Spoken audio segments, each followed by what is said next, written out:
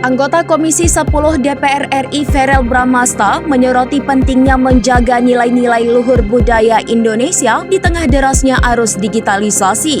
Ia menegaskan bahwa budaya ramah tamah dan sopan santun harus tetap dijunjung tinggi, terutama dalam perilaku masyarakat di media sosial. Verrel menilai banyaknya perilaku negatif di media sosial, seperti komentar kebencian dan ujaran kebencian bertentangan dengan karakter bangsa Indonesia yang dikenal santun dan beradab.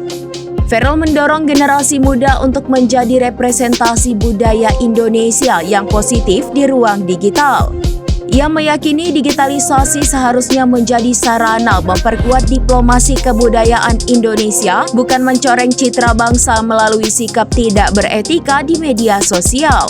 Upaya ini sejalan dengan misinya dalam membangun strategi diplomasi budaya digital untuk menjaga identitas bangsa, sekaligus memperluas pengaruh budaya Indonesia secara global. Verrel Bramasta merupakan putra pasangan selebriti Ivan Fadila dan Vena Melinda.